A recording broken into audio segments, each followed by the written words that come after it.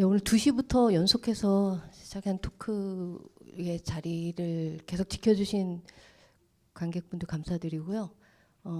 사실 작년에 디오시네마의 경우는 아티스트 분들의 작품을 상영하고 그리고 그 일주일 단위로 했었어요. 그 한 작가의 작품을. 그래서 그 작가와의 대화, 토크 시간을 좀 길게 그래서 상영 참여하신 작가분들과 이야기를 다 듣는 그런 시간을 만들었었는데 이번에 디오시네마 차이와 반복은 아티스트의 입장도 물론 있지만 이것을 어떻게 보여줄 것이냐 그리고 우리가 작품들을 어떻게 바라볼 것인가 이런 그 질문을 가지고 시작한 프로그램이기 때문에 큐레이터 분들을 중심으로 한 프로그램이어서 사실은 많은 참여 작가분들이 계셔서 다 이야기를 들어보고 싶지만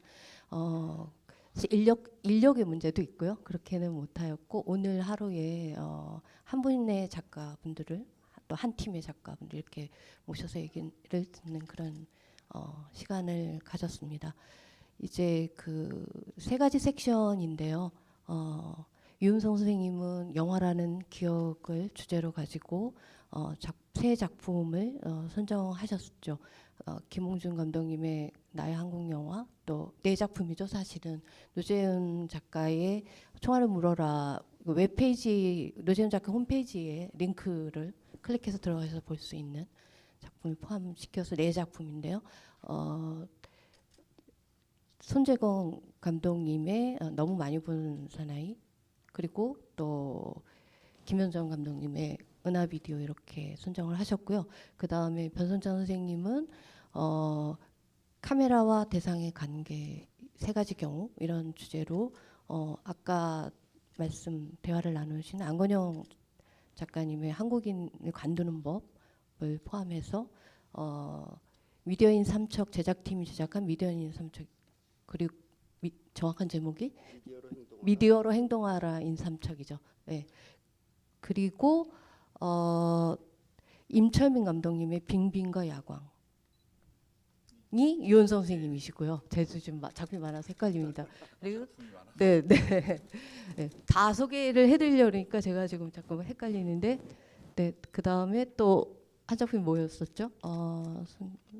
변성찬 선생님의 쿼타 김남석 감독님 네 쿼타 작품 이 작품 국내 프리미어 상영이었습니다. 2017년이었나요? 그죠? 15년에 이제 조금 만들어진 지는 좀 됐지만 첫 상영이어서 의미가 깊은 것 같고요. 그리고 비디오 심포니 연접 2접 통접의 서곡을 구성해 주신 또 정세라 선생님의 경우는 10명의 작가입니다.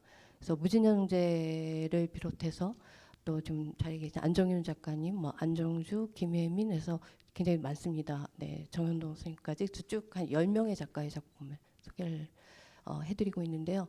각자가 차이와 반복이라는 주제 어떻게 보면 굉장히 넓은 주제이기도 하고 이것과 연상해서 생각하신 그 주제를 좀 자유롭게 어떻게 보면은 고르셔서 또 셀렉션을 선정을 해주셨는데 처음에 제가 이렇게 의뢰를 해서 같이 제가 이번 프로그램을 구성하는데 그 도움을 구했을 때에는 처음에는 이 주제가 완전 확정되지 않은 상태에서 어떻게 보면 되게 자유롭게 그냥 모여서 얘기하다가 이런 주제로 모아졌는데 어떻게 보면 되게 자연스럽게 선택할 수밖에 없는 주제가 아닌가 하는 생각도 듭니다.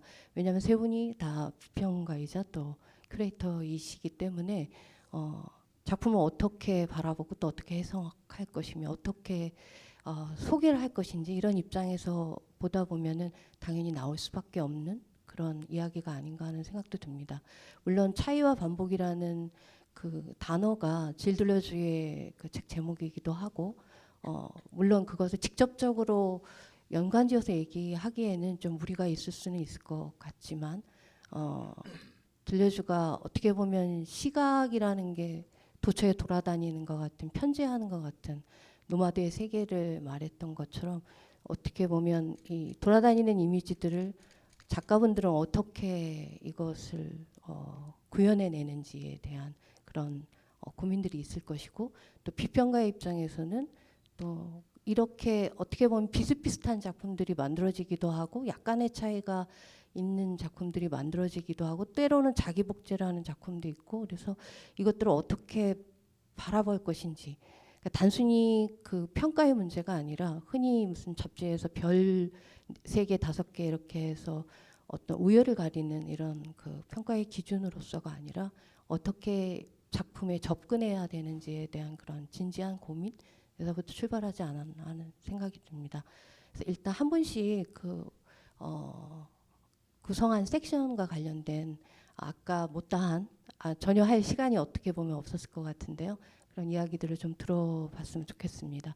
바로 옆에 계신 좀 전에 무진영재 작가님과의 대화를 진행해 주신 정세라 선생님부터 한 번씩 얘기를 이렇게 들어보겠습니다. 네, 안녕. 네, 저는 디어 시네마 차이와 반복 안에서 비디오 심포니, 연접, 이접, 통접의 서곡 좀 제목이 긴데요. 일단 들레즈의 차이와 반복의 개념들을 빌어와서 각각 비디오 아트, 다큐멘터리, 영화, 씬 안에서의 어떤 각기 다른 독립적 기획들을 구성하다 보니까 저 역시도 비디오 아트에 천착하는 이제 작업들을 선별하는 과정에서 하나의 이제 그 개념들을 좀 잡았어야 됐는데 저 역시도 들레즈의 연접, 이접, 통접이라고 하는 개념을 가지고 와가지고 이제 작품 구성을 원래는 크게 3개의 프로그램으로 기획을 했는데 마지막 이제 3번째 프로그램이 그 작가군이 이제 4작가군이다 보니까 그걸 쪼개가지고 4개의 프로그램으로 지금 이제 상영 프로그램 하고 있습니다. 그래서 저는 아주 크게는 그 비디오 아트라고 하는 것들이 블랙박스에서 아까 말씀드렸던 연장선상에서 보면 상영됐을 때 어떤 환경이 변하면서 관객과 만나는 지점 그리고 그것들이 어떻게 해석돼야 되는지에 대한 지점 또 전문가들 입장에서 그걸 어떻게 비평해 줘야 될지에 대한 지점들에 대해서 조금 고민하면서 작품들을 구상했고 그 타이틀에서 아주 직접적으로 드러나는 것처럼 심포니라고 하는 개념으로 시청각 이미지를 어떻게 이 10명의 작가 굉장히 이제 상대적으로 러닝 타임이 굉장히 짧아요. 짧다 보니까 프로그램 구성하는 데 있어서 많은 작가의 그 작품들을 이렇게 프로그램으로 하면서 제가 제일 염두에 뒀던 거는 관객의 입장에서 이 작품들을 어떤 인과적 관계로 해석할 수 있게끔 제가 제시해 줄 수 있을 것인가에 대한 고민을 가장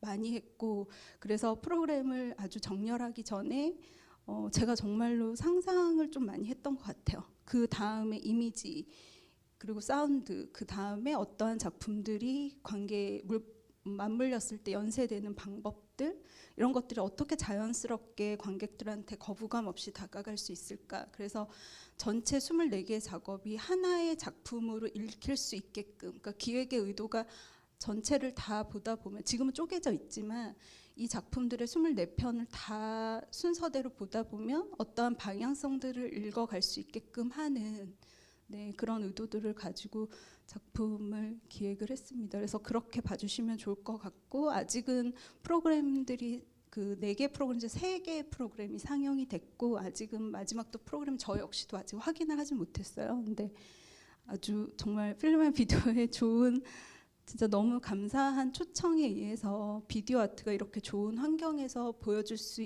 있고 제가 그걸 소개할 수 있는 자리에 초청을 받았다는 것에 대해서 굉장히 감사드리는 입장입니다. 네.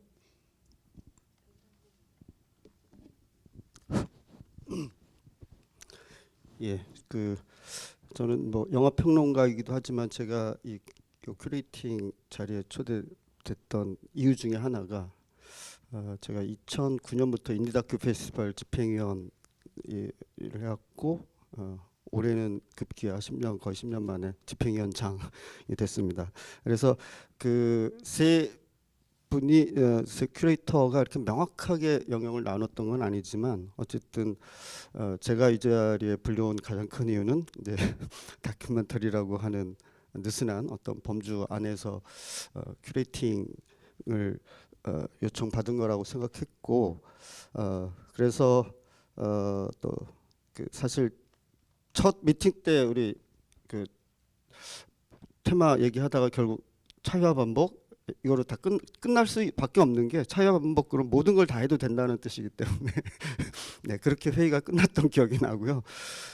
그래서 제가 그 이제 세 작품을 세 섹션을 구성할 때 선정했던 테마는 카메라와 어떤 대상의 관계 이렇게 잡았는데 굉장히 고전적인 테마죠. 특히 이제 다큐멘터리와 관련해서는 다큐멘터리와 관련해서 글을 쓰거나 말을 할 때 또 창작자가 창작 과정에서 늘 떠올리는 고민 중에 하나가 이제 대상화라고 하는 그런 문제가 있습니다. 근데 이 고색 창연한 영화 시작되고부터 그리고 오늘날까지 특히 이제 다큐멘터리 작업을 할 때 반복되고 있는 이 또 반복될 수밖에 없는 이 질문이 저는 새삼스럽게 이제 다시 꺼내놓고 싶었던 거는 그거는 필요한 질문이고 출발일 수는 있다. 하지만 그것이 얼마나 난제고 아프리하고 뭐 이것을 오히려 이제 조심해야 되고 이런 문제로서라기보다는 다큐멘터리 또는 영화 역사는 결국은 그 질문으로부터 시작하지만 그것이 낳는 어떤 특히 흔히 말하는 이제 카메라와 대상의 권력의 관계의 문제 이런 것들을 매번 부단히 극복하고 해결해온 역사이기도 하고 그것이 가장 큰 어떤 새롭게 우리가 또 시작할 수 있는 미학적 자산이라는 생각을 했기 때문에 오히려 그 반복할 필요가 있다. 그런 의미에서 그런 시각에서 반복해서 다시 얘기할 필요가 있다라는 생각을 하게 된 측면이 일차적으로 있었고요. 그다음에 이제 이 세 작품을 그런 테마 안에서 이제 차이를 가져줘야 되는데 다소 기계적인 것이긴 했습니다. 그렇지만 이제 아까 마지막 작품이었던 한국인을 관두는 법은 두 번째 토크 시간에 감독님과 직접 뭐 긴 얘기를 했으니까 이 자리에서는 앞에 이제 두 작품을 선정했던 이유를 간략히 말씀드리는 거로 가름을 하고 싶은데 일단 미디어로 행동하라인 3척 같은 경우는 미디어 활동가들이 일종의 플래시몹 비슷하게 공지를 띄워서 매치부 대개 6박 7일 정도 모여가지고 한국 사회 안에서 이렇게 여러 가지 분쟁이 생기고 있는 문제가 있는 현장을 찾아가서 6박 7일 동안 작업해서 작품을 만드는 뭐 이런 방식 그리고 이제 옴니버스 형태로 이제 구성이 되는 거죠. 사실 이제 이런 공동 제작의 방식은 한국 특히 이제 독립 영화 다큐멘터리의 어떤 그 전통 안에서 굉장히 중요한 미학적 자산이라고 저는 생각을 하고 있는 편이었어요. 그러니까 미학 외적인 게 아니라 그야말로 그 미학 그 가질 수 있는 미학의 중요한 한 자원 중의 하나로 접근해야 된다라는 게 평소에 굉장히 강한 문제의식 중에 하나였는데 그래서 꼭 어떻게든 일단 여기서 아까 그 김용준 감독님도 일단 여기서 상영이 됐으니까 왠지 내 작품도 이렇게 미학적 대상이 된 것 같다는 말씀하셨는데 그런 의미에서 이제 무엇보다 먼저 제일 먼저 이렇게 상하고 싶었고 이제 그런 그 측면이 있었고요. 요게 근데 2010년 이전으로 단절된 게 있어요. 근데 이게 미디어로 행동하라인 3척이 2014년에 만들어진 작품인데 여기서부터 다시 시작된 그래서 14년부터 해서 올해까지 6회째 계속 매년 지속되고 있는 것 자체도 굉장히 중요한 의미가 있다고 생각이 들고 2019년에는 날짜는 모르겠 6월 달에 제주도 합니다. 제주도에서 올해 하는 이유는 다 짐작을 하실 텐데 제주도의 어떤 다양한 생태 파괴 현장으로 제주도를 읽고 이제 그곳에서 올해 이제 작업을 하게 되는데 그걸 일단 소개드리고 싶었고 구체적으로 그 중에서도 이제 이 3척을 골랐던 데는 두 가지 처음 그 영화를 봤을 때 제가 가졌던 커다란 인상이 있었는데 그 삼척에서 삼척에 이제 핵발전소를 건설하려는 계획이 오래전부터 있었고 그래서 꽤 오래전에 주민 투표를 통해서 그게 이제 거부가 됐었어요. 근데 그걸 재추진하게 되는 과정에서 또 다시 문제가 생겼고 이게 뭐 다른 것보다는 그 전체적으로 잘 이렇게 뉴스에서로 잘 다루지 않고 안 알려져 있는 상황이긴 했었는데 어쨌든 그러니까 국책 사업 현장에서 생기는 문제였던 거죠. 그런데 대개 이제 국책 사업 현장이나 4대강 사업 또 일반적 좀 더 일반화시키면 젠트리피케이션의 현장에 가면 제가 이제 그 관계를 공감적 연대라고 했겠지만 그렇게 단순하지는 않거든요.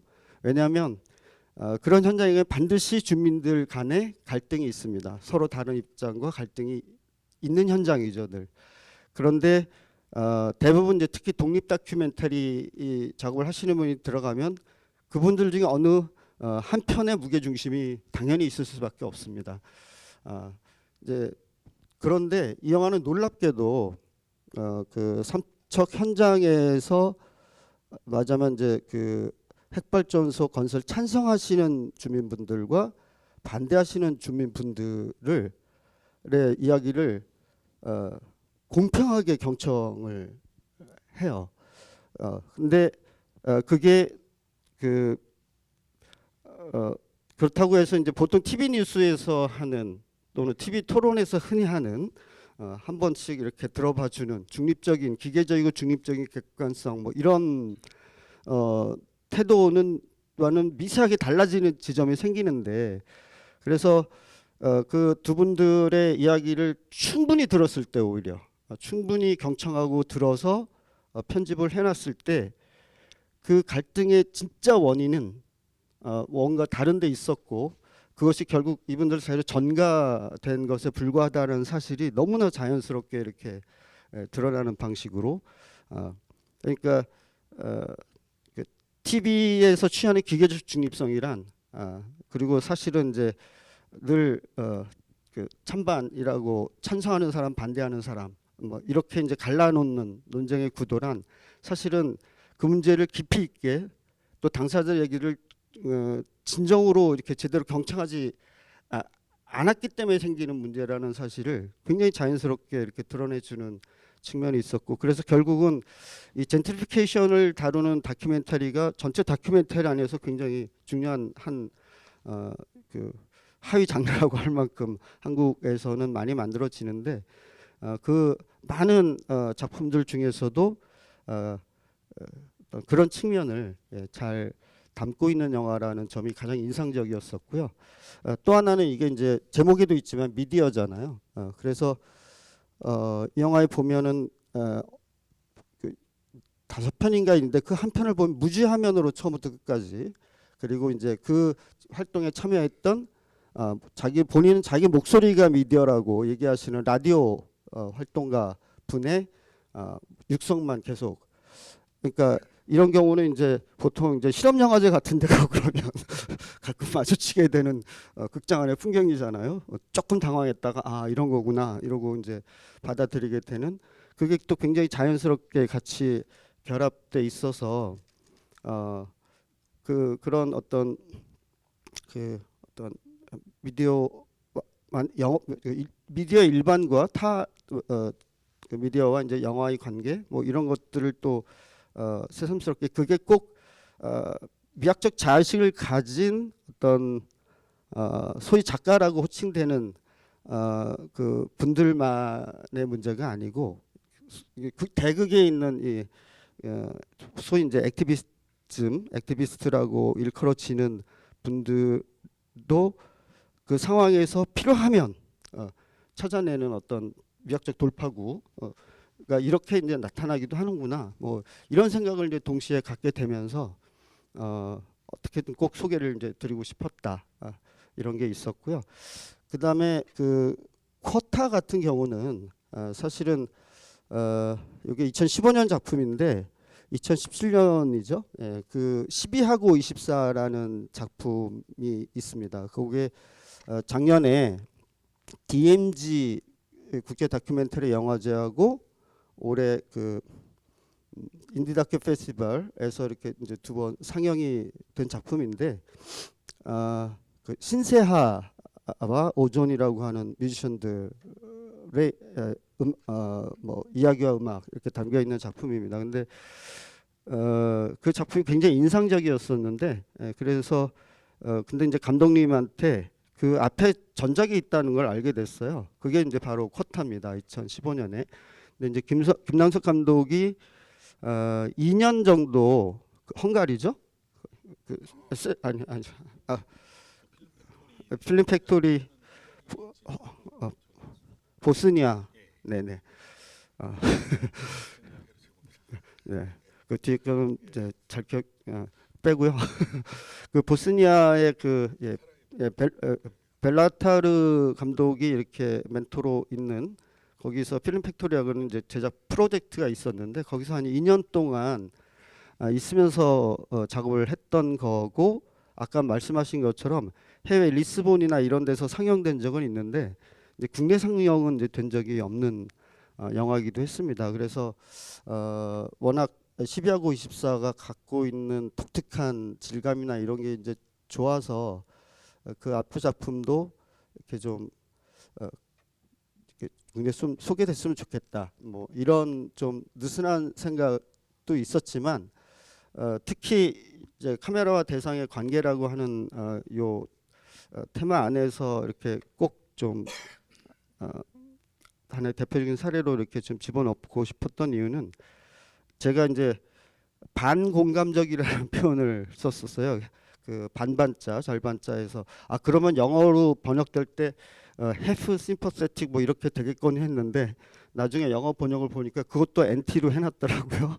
근데 그래서 이제 그때 영어 표현으로 제가 바꿨던 게 sympathetic curiosity 이런 식으로 이제 바꿨었는데 그거는 여기 있는 소개글에 충분히 얘기할 수 없었던 어떤 맥락을 고려해서 그렇게 했던 건데 이 작품 쿼타라는 작품을 김남석 감독이 만들게 된 계기가 어느 날 집에 들어가다가 전문 용어로 삥이죠. 그러니까 고등학교 갓 졸업한 자기보다 나이 어린 학생들한테 큰 돈은 아니지만 삥을 뜯긴 적이 있답니다.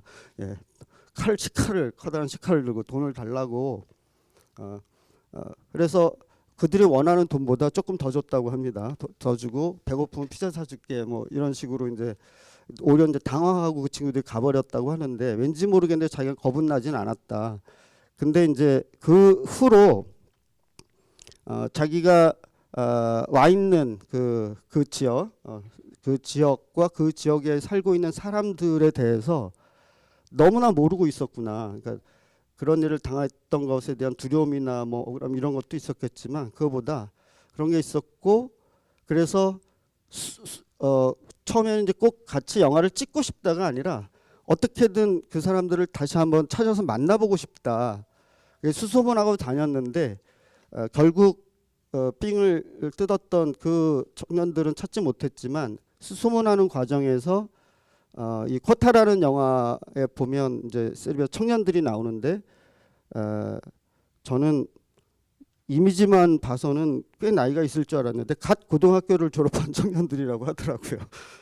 소위 말하는 거리의 청년들을 자연스럽게 알게 된 거고 그래서 작업을 그러니까 낯설고 어떤 의미에서 약간 두려울 수도 있는 그 타자에 대해서 자기가 너무 모르고 살았고 자기를 어떻게든 열어봐야겠다 그 타자를 향해서 그러니까 그런 의미에서 이제 공감적 호기심 뭐 이런 표현이 더 적절할 수도 있을 것 같은데 그게 이제 작업의 출발점이었고 그렇게 해서 이제 작품이 만들어졌는데 근데 그 아까 말씀드린 이제 12하고 24하고 이제 쿼타라는 작품을 놓고 비교를 해보면 놀라운 스타일적 일관성이 있어요.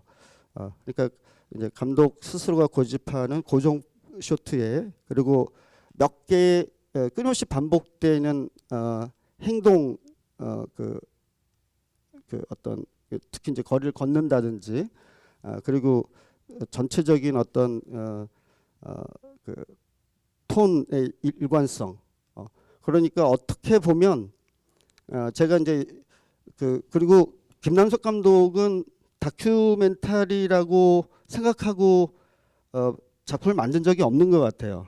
그러니까 물론 그 현장에 있는 그 당사자들하고 같이 영화를 만들긴 하지만 뭐 그 당사자들을 대상으로 찍는 어떤 다큐멘터리를 만들고 있다기보다는 그들과 함께 그냥 영화를 만든다 이런 그 마음가짐으로 영화를 만드는 것 같은데 그럴 때 전체적인 뭐 프레임이나 또 그러니까 촬영의 구도나 뭐 전체적인 스타일의 일관성 그러니까 필미컬한 차원에서는 굉장히 그 자기 고집과 일관성을 딱 만들어 놓고 그 안으로 인물을 끌고 들어오는데 근데 영화를 다 보고 있으면 놀랍게도 인물들이 그 안에 갇혀 있다는 느낌은 들지 않는 미묘한 구석이 있습니다. 그러니까 갇혀 있다기보다는 그런데 그런 게 그 두 작품의 공통으로 나타나는데 특히 쿼타가 재밌는 것은 이건 짐작인데 맞으면 세르비아어를 충분히 구사하지 못하고 영어로 소통했다고 하더라고요. 근데 뭐 김남석 감독은 영어를 좀 제법 하는 것 같은데 그 상당히 그러니까 말하자면 촬영을 할 때 특히 대사 디렉션을 할 수가 없었던 상황이고, 그러니까 대강 그러니까 전체적인 이건 놓고 그러니까 프로필리믹한 차원에서 특히 연기자들의 어떤 자발성과 능동성에 그냥 기댈 수밖에 없는 그런 측면이 그러니까 12하고 24도 이제 그런 성격이 있긴 하지만 그런 상황적 조건 때문에 더 두드러진 그런 작업이었을 것으로 짐작이 되는데 마찬가지로 공이 최종적인 영화를 보면 그 자칫 이렇게 그 충돌하고 갈등할 수도 있는 그러니까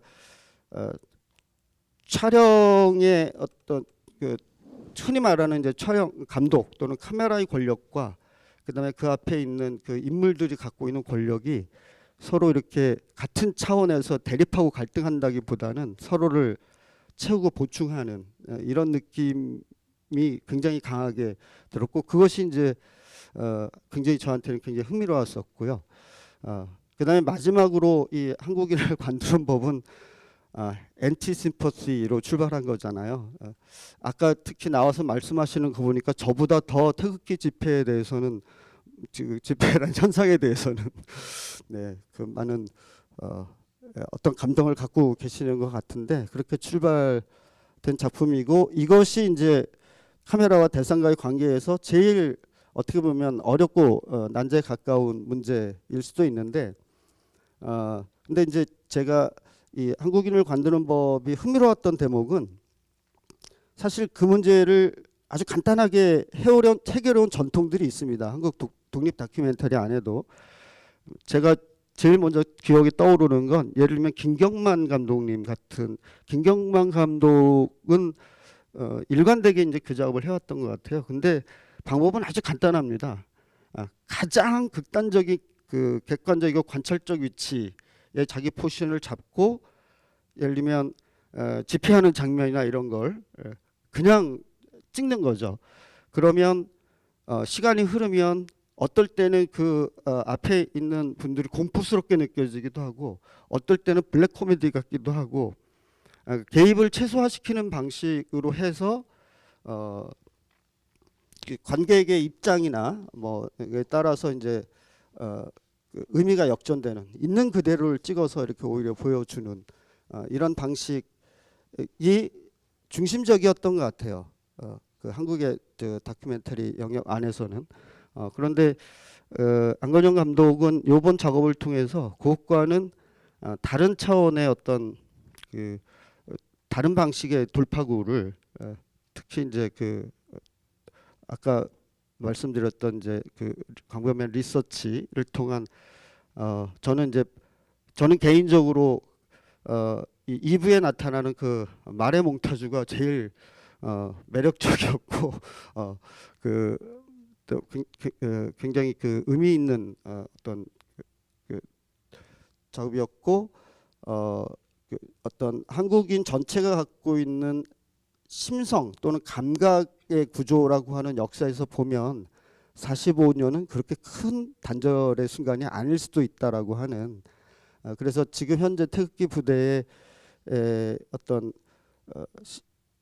어떤 심성적 구조의 측면에서 이렇게 들여다 보려면 적어도 아까 말씀하셨던 1920년대까지 가서 이렇게 쭉 돌아보는 것. 근데 그거는 꼭 지금 밖에도 계시는 그분들만의 문제가 아니라 그런 층의 문제는 우리 모두가 어떻게 보면 갖고 있는 문화적 유전자 같은 것일 수도 있다.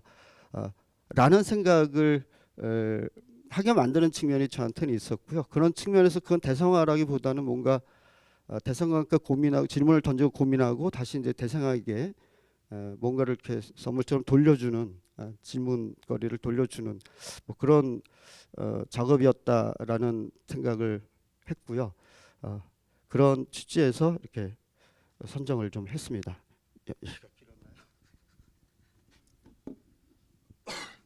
예, 그 이제 저 같은 경우에 영화라는 기억을 이제 주제로 잡아서 6편의 작품을 선정을 했는데 이제 이거를 처음에 이제 김은희 선생님한테 의뢰를 받았을 때 일단은 좀 생각해봐야 될 문제가 2개는 있었어요. 그러니까 먼저 첫 번째는 일단 그 큰 제목이 차이와 반복으로 주어졌기 때문에 그거는 어쨌든 그 우리가 합의를 한 것인 만큼 이 전체적인 요 그 제목이라고 하는 거를 반영하는 게 돼야 되는데 뭐 이제 기본적으로 뭐 영화 선택하는 것들은 각각 다른 영화들이니까 차이는 기본적으로 주어지겠지만 반복이라고 하는 거를 어떻게 생각할 거냐. 반복이 그때는 아직 뭐 3편을 상영할지 4개를 할지 6개를 할지 결정은 안 한 상태였죠. 근데 뭘 하든 뭔가 뭐 4개의 영화가 있는데 이 중에 이제 뭐 1번을 보고 2번을 보고 3번을 보고 4번을 보고 이렇게 보다 보니 반복되는 요소들이 보인다. 이거는 제가 뭐 들레즈의 차이와 반복을 아주 섬세하게 이해하는 건 아니겠지만 들레즈가 말하는 반복하고는 매우 거리가 먼 반복이라는 생각이 들었고 그래서 한번 그 작은 프로그램이지만 짜면서 제 나름대로 게임을 해봤거든요. 그러니까 최종적으로는 6개가 됐는데 그럼 6개가 있다면 한번 이런 건 어떨까? 가령 1번, 2번, 3번, 4번 사이에서 뭔가 반복되는 건 찾을 수 있는데 5번, 6번에선 이건 못 찾겠다. 혹은 3번, 6번은 뭔가 있는데 나머지 거하고 뭔 상관이 있는지 모르겠다. 근데 얼추 6개를 모아놓고 보면 뭔가 반복되는 것 같다라고 하는 강렬한 인상은 주되 실제로 그걸 찾으려고 하면 도저히 찾을 수 없는. 그래서 여러분들 중에 이제 이번에 그 영화라는 기억 섹션에서 상영되는 영화 6개를 다 보신 분도 있고 못 보신 분도 있고 보실 분도 있고 못 보실 분도 있겠지만 보신 다음에 아 이거는 이런 큰 공통점들이 있구나라고는 절대 묶이지 않을 거라고 생각하고요. 혹시 묶으실 수 있는 분이 있으면 저에게 알려주시면 사례하도록 하겠습니다. 예, 그래서 그렇다고 해서 완전히 동떨어진 것들은 아니고 무언가 작품별로 계열들을 만들 수 있는데 보시는 분들마다 6개를 통째로 가로지르는 그런 하나의 줄기를 만들기는 힘들 거라고 생각을 해요. 저도 그렇게는 못했으니까 일부러 한 것도 있었죠. 그래서 대신 어떤 식으로 이거를 영화들을 엮어보건 이렇게 각각 엮어놓고 보면 이게 뭔가 이렇게 하나의 그림 같은 게 있다라는 인상은 줄 수 있는 걸로 하면 좋겠다가 첫 번째였고 두 번째 이제 이 프로그램을 짤 때 문제가 되는 건 이거는 이 프로그램 디어 시네마 프로그램은 이제 이번에 그 한국의 영상 작품들을 위주로 한 거잖아요. 그래서 이제 그 계속 여기에서 그 프로그램을 하고 계신 김은희 선생님은 물론이고 또 그 정태라 선생님 그리고 이제 변성찬 선생님은 현재 인디 다큐 페스티벌 집행위원장으로 계시고 저도 예전에 잠시 영화제를 했었습니다만 영화제를 하는 사람들이 겪는 가장 큰 문제는 뭐냐면 신작의 경우 그것도 신작 일부를 제외하고 한국 영화 프로그램은 절대 관객이 들지 않아요. 예, 그래서 어떤 수를 써도 안 듭니다.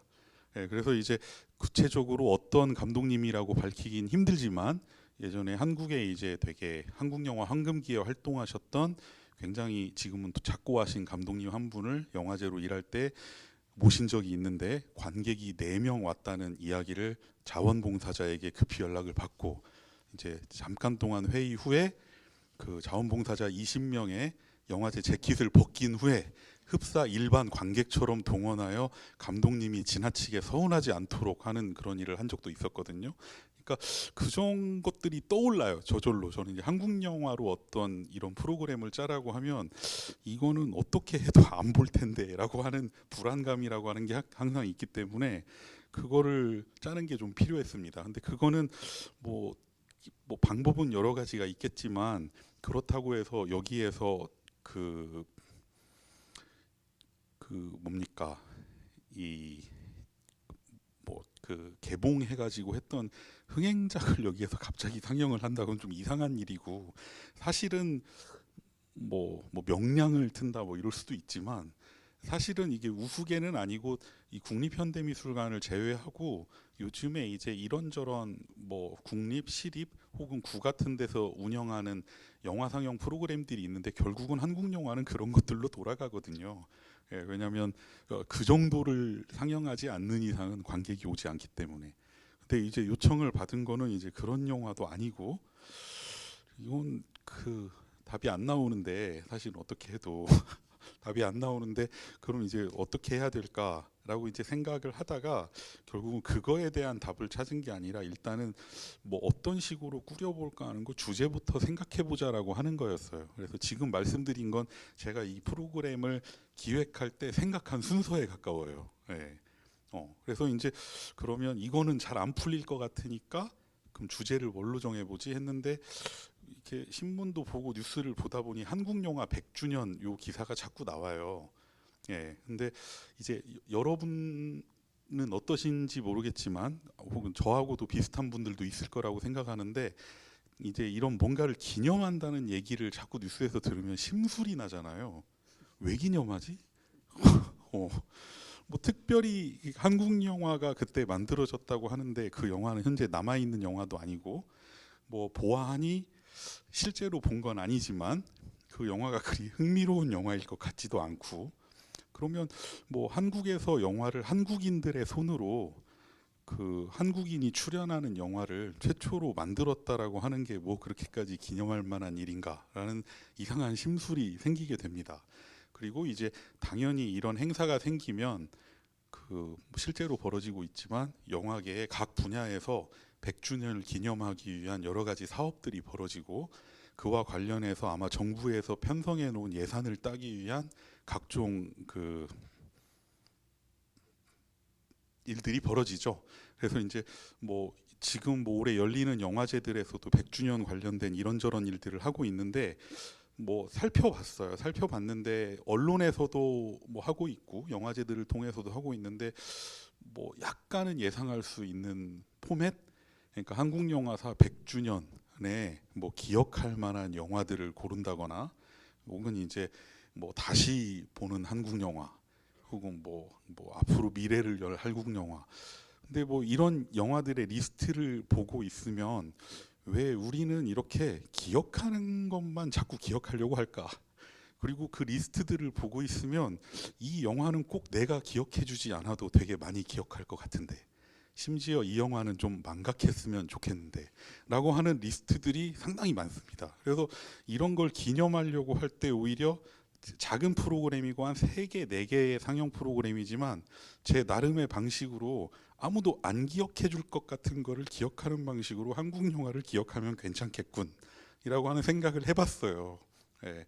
그러니까 뭐냐면 영화사를 100주년을 기념한다고 할 때 그 100주년을 100년 동안을 수놓았던 걸작들 100년 동안을 수놓았던 뭐 스타들 100년 동안을 수놓았던 영화인들을 가지고 그걸 기억한다라고 하는 거는 너무 뻔한 일이고 그냥 뻔해서 싫은 건 아니고 사실은 그렇게 영화라고 하는 거 이걸 기억하자라고 하는 사람들은 아무래도 그래도 좀 뭔가 지적인 충동이나 선의를 갖고 있는 사람들일 텐데 그런 사람들마저 이런 방식으로 뭔가를 기억하는 제도적 기념의 방식에 동참할 필요는 없지 않겠는가라는 생각을 했죠. 그래서 오히려 한국 영화라고 하는 거를 기억하는데 이런 식의 그 솟아오른 봉우리들이 아니라 다른 방식으로 이걸 볼 수 있지 않을까. 그리고 영화라고 하는 거는 구성하고 있는 게 되게 많잖아요. 한 편의 작품도 있고 그걸 만든 사람도 있지만 그걸 보는 관객들이 있고 또 어떤 누군가한테는 그 작품이나 만든 사람 자체가 아니라 그거를 보러 갔던 장소라든지 그거를 보게 만들었던 어떤 계기 자체가 중요할 수 있거든요. 그러면 그것도 사실은 어떤 특정한 사람에게 있어서는 영화라고 하는 거를 이루는 것일 수 있고, 근데 이제 뭐 이런 개별적인 모든 것들을 모아서 얘기한다라고 하는 건 불가능한 일이겠지만 그런 식으로 어떤 영화라고 하는 거에 접근해 본 사례들을 모아보면 어떨까라고 이제 생각을 했었어요. 그래서 이제 아까 말씀 나눴던 김홍준 감독의 나의 한국 영화 같은 거를 떠올려 보게 된 거고요. 물론 그 영화에는 뭐 영화사의 걸작이라고 할 만한 것들도 당연히 언급은 되고 있지만 사실은 그런 방식이 아니라 그 설령 그런 걸작들과에 대한 이야기가 있다고 하더라도 김홍준 감독님 스스로가 그 영화들에게 접속하게 됐던 개인적인 계기들을 통해 얘기하는 방식이고, 그리고 이제 그 이외에 또 골랐던 나머지 이제 영화들 중에서 이제 노재훈 작가의 작품 총알을 물어라는 이번에 상영은 아니고 그 노재훈 작가님의 홈페이지를 통해서 이제 보실 수 있는데 원래 상영 요청을 드렸어요. 근데 이제 김은희 선생님하고 김신재 선생님하고 연락을 했는데 작가님이 너무 구린 화질의 비디오로 옛날에 작업을 해놓은 거라 이게 과연 영화관에서 상영을 할 수 있는 것인지 알 수가 없다. 그리고 웹 아트 형식으로 만들어 놓은 거라 이게 묶여져 있는 게 아니라 파트별로 떨어져 있는데 이걸 다시 작업하려면은 점점점 뭐 이렇게 해서 아 그러면 어떻게 하지 하다 이제 결국 얘기를 하다가 그럼 뭐 카탈로그에 명기를 하고 이렇게 온라인에서 볼 수 있도록 안내를 하면 좋겠다. 근데 이제 그 작품 같은 경우는 꼭 한국 영화가 아니라 이제 뭐 미국에서 만들어진 영화 이런 것들을 통해서 이제 뭐 어떨 때는 직접적으로 한국이 언급될 때도 있고 어떨 때는 아시아라고 하는 틀 속에서 우회적으로 접근될 때도 있고 하는데 좀 기묘한 방식으로 뭔가 이렇게 한국 현대사 영화 이런 것들에 조금 접근하는 재미있는 작업이에요. 근데 그리고 그 작업 같은 경우는 영화계 내부가 아니라 어떻게 보면 미술계 또 심지어 노재훈 작가님은 제가 뭐 이걸 단정적으로 얘기할 수는 없겠지만 뭐 꽤 오래 활동을 하셨음에도 불구하고 본인 스스로의 의지인지는 모르겠으나 이상하게 주변인 같은 느낌이 있는 작가분이세요. 그래서 그 영화계의 외부에서 만들어진 작업인데 그 작업이 만들어진 즈음이 대략 김홍준 감독님이 나의 한국 영화 만들었을 때하고 뭐 완전 일치는 아니어도 비슷한 시기예요. 근데 전혀 교류를 주고받지 않던 사람들이 이제 그 가용한 영상 소스들을 가지고 나름의 방식으로 어떤 역사적인 거에 개인적으로 접근한다라고 하는 거를 살펴볼 수 있다고 생각했고 이런 것들을 뭐 영화 안에서 얘기되는 작업은 아니지만 이런 노재훈 작가 작품 같은 거를 같이 병치시켜 놓고 김홍준 감독 작업이랑 보면 재밌겠다는 생각을 했어요. 그리고 이제 그 손재곤 감독의 너무 많이 본 사나이 이거는 사실 19년 전이죠.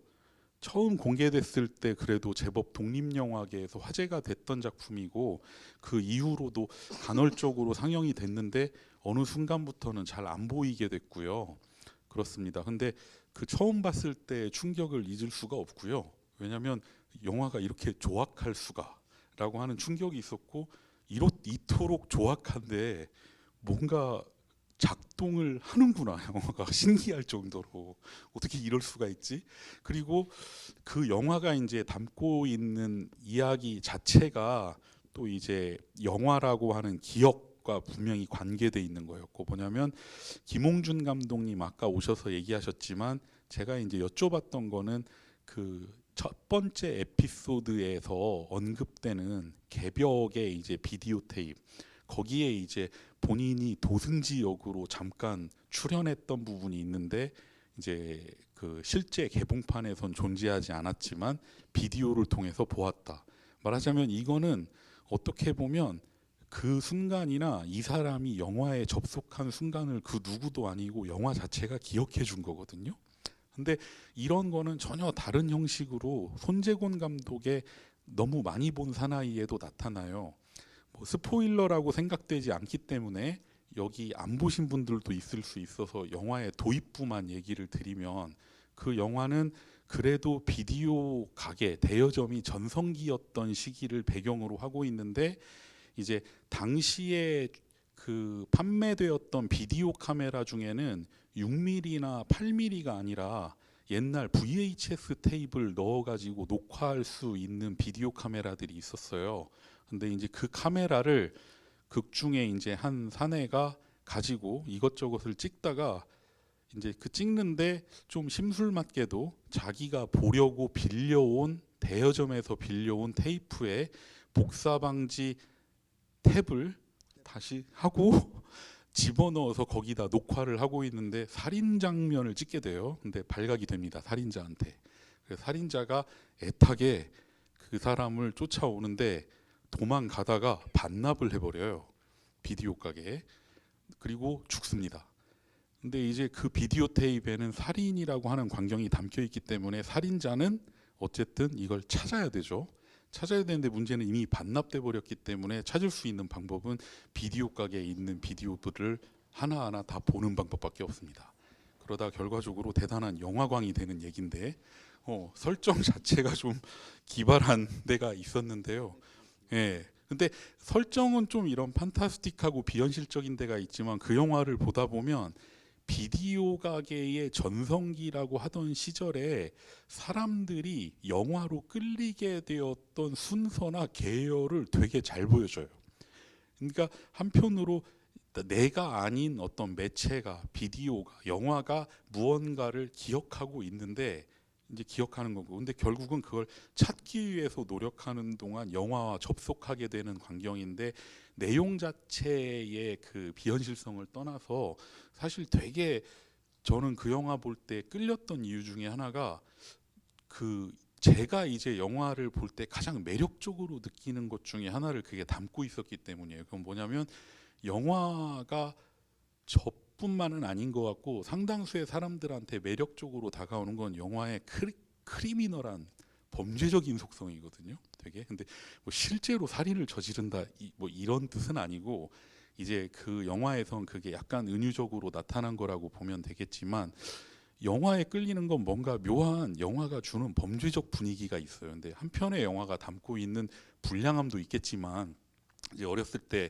뭐 부모님 몰래 보던 포르노 테이프 이런 범죄적인 걸 말하는 게 아니고, 그것도 있을 수 있겠지만, 혹은 이제 어떤 영화를 보러 갔을 때 옛날 영화관들이 풍기던 이상한 좀 느낌, 여기에 있으면 왠지 나도 불량해질 것 같은 느낌, 그리고 영화를 보고 나오면 뭔가 조금 더 불량도가 상승해서 나오는 것 같은 느낌, 그리고 뭐 학교나 가정에서 되게 잘 살다가 영화관을 갔다가 오면 뭔가 이렇게 불량함으로 충전되어서 삶의 의지를 회복하는 느낌, 이런 어떤 범죄적 태도라고 하는 게 있는데, 사실 점점 이런 식의 범죄적 아우라는 영화사에서 영화에 끌렸던 사람들한테 어떤 식으로든 있었다고 생각을 해요.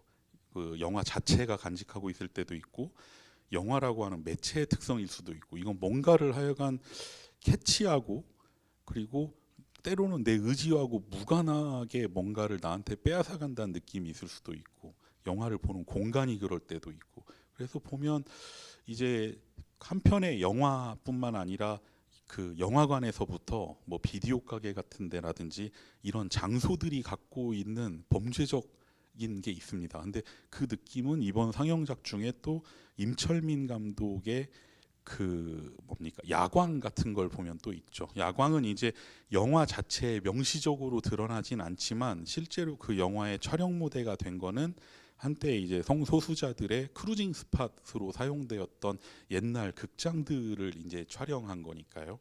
그러니까 이제 그 뭐 범죄라고 하는 말 뜻이 제가 이제 뭐 실제적인 어떤 그런 법을 위반하는 이런 걸 뜻하는 건 아니고 뭔가 나에게 허용되지 않는 것을 여기에서 한다 혹은 내가 그거에 묻어난다라고 하는 게 영화가 주는 되게 중요한 쾌락 중에 하나인데, 재미있는 거는 언제부턴가 영화라고 하는 것, 한 편의 영화 자체뿐만 아니라 그걸 둘러싸고 있는 모든 환경, 제도, 공간 이런 것들이 그런 크리미널한 것들을 소고하는 방식으로 이동해 왔다는 거예요. 물론 이제 우리가 여기에서 이 작품을 보고 있지만 이 가령 이 미술관도 어떻게 보면 가장 그 크리미널한 게 소거된 공간이라고 할 수는 있죠. 근데 그걸 뭐 되찾아야 된다 이런 식으로 할 생각은 없습니다. 그거는 이제 당연히 그 제도가 바뀌면서 일어나야 되는 거니까. 근데 이제 그런 점들을 간직하고 있는 어떤 영화 중에 한 편이라고 생각됐고, 그리고 이제 그거랑 같이 봤을 때 그 공간이라고 하는 게 어떻게 변화했는가를 보기에 좋은 작품으로는 김현정 감독의 은하비디오 같은 비교적 최근에 만들어진 걸 함께 보면 좋겠다라는 생각을 해봤었어요. 그래서 이제 이런 방식으로 하나하나 짰는데 지금 얘기를 드리고 있는 거는 정확히 제가 이 영화들을 떠올린 방식하고 거의 비슷해요. 예. 근데 이렇게 짜놓고 나서 이제 다시 돌아간 거죠. 돌아가고 나서 뭐를 확인했냐면 이렇게 몇 편의 영화들을 떠올렸는데 정말 이 영화들이 나란히 놓고 보면 전체가 하나의 계열로 안 묶이는가 봤더니 잘 안 묶이더라고요. 떠올릴 때는 떠올렸는데 그러니까 어느 정도 연상의 계열을 가지고 떠올렸으니까. 근데 두 번째 문제, 과연 이 영화들을 볼 것인가? 그거는 해결할 수 없는 문제라는 생각이 결국 들었고요. 다만 이제 하고 나서 이거는 좀 만족스럽다라고 생각한 거는 결과적으로 영화라는 기억이라는 주제를 떠올리면서 제 나름의 방식으로 뭐 영화사 100년을 반기념, 진짜로 안티 애니버서리 하는 프로그램 같은 걸 한 보면 좋겠다라는 생각이었는데, 그런 취지에는 맞을 수 있겠다라는 생각을 했어요.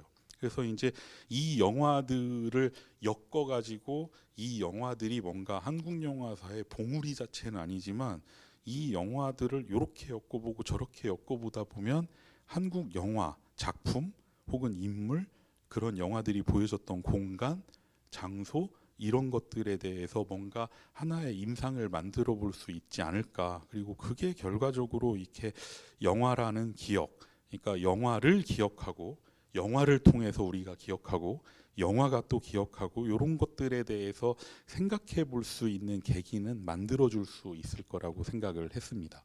한국 영화 100주년 기념 관련 얘기를 듣다 보니까 한국인을 관두는 법이 생각나네요.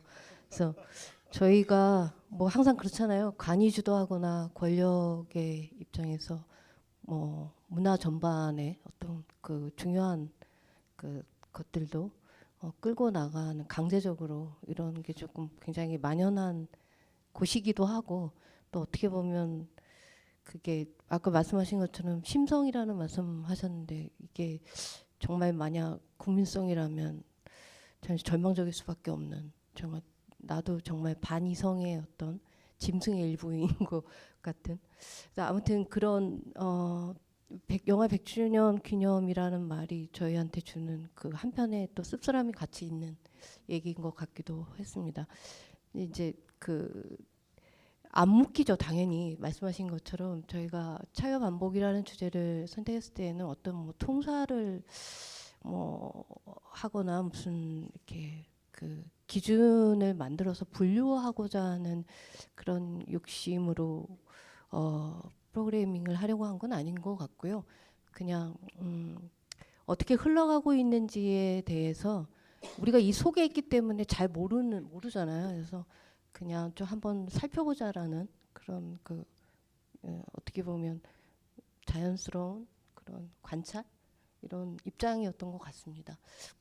이제 정세아 선생님은 이제 작가 워낙 많다 보니까 소개를 많이 못해 주신 것 같아서 좀 10명의 지금 작가분들 이렇게 있는데, 한 가지 제가 이제 소개를 좀 더 해주셨으면 좋겠고, 조금 이제 예외적으로 예를 들면 김혜민 작가분들 신춘향전처럼 약간 전시 기록 영상 같은 작품이 사실은 이게 껴 있거든요. 그래서 아까 말씀하셨던 것처럼 이렇게 상영과 전시의 그 경계에서 뭔가를 아우르는 뭔가 말씀을 그러니까 보여주려고 하신 것 같기는 한데 좀 더 좀 설명을 해주셨으면 좋겠어요. 일단은 작가 수가 워낙 이 두 선생님들 기획에 비해서는 많고, 대신 작품당 그 러닝 타임이 굉장히 짧은 또 특성 때문에 어쩔 수 없이 이제 그렇게 됐는데요. 일단은 크게 그 비디오 심포니 안에서 그 어떤 개별의 작품들을 사실은 설명하는 것보다는 프로그램별로 작가분들이랑 작품들이 묶여 있는 것들을 아주 간단히 다시 한번 설명해 드리면, 첫 번째 이제 프로그램 제가 크게 3개 했는데 지금 아마 상영표 안에서는 8, 9, 10, 11이 비디오 심포니 프로그램이에요. 그래서 프로그램 8에서는 정현두, 그다음에 이지송, 안정주 작가님의 작업들이 그 풍경을 어떻게 담고 있는지, 그러니까 비디오 아티스트 혹은 우리가 현대미술가, 미디어 아티스트라고 하는 분들이 영화와 다큐멘터리와는 또 다른 카메라의 그리고 이제 정말 지시 대상이나 대상들이 있잖아요. 그래서 어떻게 그런 시퀀스들을 담았는지를, 혹은 또 스크립트가 전혀 없어요. 그래서 그 환경에 대한 노이즈, 아니면 아주 간단한 효과음, 그리고 이제 사운드를 안정 작가 같은 경우는 직접적으로 개입시키면서 시퀀스의 리듬감을 어떻게 표현했는지, 이런 것들을 이제 변주하는 작업으로, 풍경을 어떻게 변주하는지에 대한 작업으로 이제 프로그램 하나가 계획이 됐고, 두 번째 같은 경우에는 대부분의 비디오 아티스트들이 영화나 영상을 공부한 작가라기보다는 파인아트를 전공하거나 아니면 공학을 전공하다가 비디오 아티스트가 되는 경우들이 있죠. 그래서 그런 특성들 때문에 이미지 장면 자체를 어떻게 이미지즘에 대해서 연구하고 있는지 세 작가를 소개하고자 했어요. 그래서 한경우 작가 같은 경우에는 공간 안에서의 어떤 이제 그 옵티컬 아트의 개념들을 빌어와가지고 공간에서 놀이를 하세요. 그래서 이제 이 장면이 평면적으로 해체될 때 비로소 3차원의 공간들이 드러나게끔 하는 이제 눈속임의 장면들을 소개하고, 그다음에 조희경 작가 같은 경우에는 그 히치콕 감독이나 아니면 이제 진주 귀고리를 한 소녀의 이제 영화들의 모티브, 아니면 고전 그 영화의 모티브들을 가져와 가지고 아주 오랜 시간 동안 그 몽타주 작업을 합니다. 그러니까 한마디로 비디오 콜라주 작업을 한 장면으로 아주 느슨하게 유연하게 보여줘요. 근데 러닝 타임이 굉장히 압축적으로 짧은 대신 그 작품 제작의 연도는 3년 이상 의 시간들을 가지고 있으면서 이미지 변주를 해요. 그래서 계속 매년마다 갱신하고 있는 이미지들을 이번에 그 상영 프로그램 때문에 하나의 싱글 채널로 묶어서 보여주고요. 김혜민 선생님 같은 경우에 이제 김혜민 선생님 말씀하신 것처럼 그 접촉 불량 같은 경우에는 당연히 미디어, 이미지, 그리고 이제 약간 블랙 유머가 섞여 있는 이런 지점들을 아주 전통적인 비디오 개념에서 우리가 그 뭐랄까요, 역설적으로 표현하고자 했던 개념들을 전통적으로 보여주는데, 나머지 두 작품 중에서 이제 인터랙션이 있어요. 그 작업 안에서 인터랙션이 있는데, 두 번째 작업 같은 경우에는 삼촌과 이모 같은 경우에는 아예 그거를 3개의 채널을 하나의 싱글 채널처럼 묶여서 채널 안에서 인터랙션이 어떻게 보여주는지를 직접적으로 보여준다라고 하면, 신춘향전 같은 경우에는 전시장에 아날로그 모니터 3개를 공간적으로 배치를 하고, 걔네들이 관람객들이 왔다 갔다 할 때 어떤 지점에서 연속적으로 하나의 작업이 조금 흐릿해지거나 하나의 작업이 이렇게 분명하게 다가오면서의 인터랙션을 공간에서 주는데, 이번에 그 상영 프로그램을 할 때 김혜민 선생님하고도 말씀하신 게, 공간을 그냥 기록한 영상 채널이기 때문에 이거를 다시 한번 싱글 채널 버전으로 컨버팅 작업을 다시 해야 되지 않겠냐라고 하는 이제 의논들을 했을 때, 저는 오히려 공간에서 그렇게 변주되는 것들을 기록 영상으로 그 싱글 채널 버전으로 했는데 굉장히 촬영을 잘 하셨어요. 제가 볼 때는. 그래서 제가 조금 우겨서 그냥 이대로 관람객한테 소개했으면 좋겠다라고 하는 이제 희망을 했었고 김혜연 선생님이 당연히 흔쾌히 승낙을 해주셔가지고 그래서 관람객들이 볼 땐 저도 아직은 여기 큰 화면에서는 못 봤지만 저는 이제 그 모니터에서만 확인했지만 그 전시장에서 느꼈던 공감각을 그대로 그 안에서 보여주면서 인터랙션을 소개해요. 그래서 이미지들을 어떻게 이 세 작가들이 연구하게 됐는지 비디오를 통해서 그 카메라를 통해서 하는지에 대해 설명하고 나머지 이제 그 4명의 작가팀 오늘 이제 소개한 무진 형제 그다음에 전소정 작가가 같은 프로그램에 있고 안정윤 작가님과 권혜원 작가의 작업들이 있는데 요 4명의 이제 작가팀이자 작가분들하고 묶었던 거는 이제 내러티브를 어떻게 작가들이 구성했는지에 대한 문제. 이게 이제 저는 계속 그 기획을 하면서 다큐멘터리와 영화와의 차별점이나 혹은 동일성에 복속되지 않는 부분과 또 복속되는 부분들이 분명히 있죠. 장르의 차이긴 하겠지만 그래서 그 안에서의 서사 구조를 이 현대 예술가들은 어떻게 해석해서 실험하는지에 대한 얘기들을 각각의 이제 4명의 작가들로 분류했고요. 특히 전소정 작가님하고 무진 형제 같은 경우에는 하나의 텍스트에서 레퍼런스를 갖고 와요. 그래서 이야기 구조를 거기서 단서를 갖고 와서 거기에 뭐 파편적인 어떤 시퀀스를 붙인다던가 아니면 이야기 구조의 허상을 더 붙인다던가 아니면 타자와의 어떤 대화나 서신의 내용들을 가지고 와서 또 한 번 소개한다든가 이런 구조가 있고 권혜원 작가님하고 안정윤 작가님 같은 경우는 주변에 있는 사건 아주 친밀한 사건이나 혹은 역사적인 사건들을 갖고 와서 이야기 구조를 현재화하는 과정 이런 것들 뭐 꿈의 해석이라던가 아니면 역사의 세계관인데 뭐 과거 지향적으로 다른 시대 상황극 연극적인 무대들을 만들어 가지고 소개한다던가 이러한 이제 서사에 대한 내용들이 이제 나머지 2개의 프로그램으로 약간 변주하게끔 구성을 했습니다. 그래서 가장 계속해서 제가 고민했던 부분들은 그 작품 수가 너무 많고 그 하나의 기획 안에서 사실은 기획의 큰 구조가 2개가 있는 거잖아요. 디어 시네마 차이와 반복이라고 하는 다큐멘터리 영화와의 차이와 반복 안에서도 또 하나 비디오 아티스트들이 하나의 작품으로 프로그램화 됐을 때 굉장히 이제 그러니까 희석될 수 있는 부분들이 분명히 있어요. 비디오 아트 같은 경우, 그러니까 독립적으로 하나로 보여준다라고 하면 솔로 스크린 같은 경우에는 작가의 세계관이라든가 이런 것들이 설명이 충분할 수도 있겠지만 다른 정말 독립적인 작가들과 작품으로 하나로 묶여서 이런 것들이 소개됐을 때 관객과 비평의 입장에서 어떻게 해석될 수 있는지에 대한 고민들을 꽤 많이 하면서 기획을 했던 것 같습니다. 그리고 제일 원활하게는 글로 다 설명되지 않아도 직접적으로 설명되지 않아도 이 작품들을 전체적으로 조망해 봤을 때 기획의 의도들이 얼마큼 읽혀질 수 있을까? 전시 환경이 아닌 이런 상영 프로그램 안에서 그런 것들을 좀 고민했던 것 같아요. 네.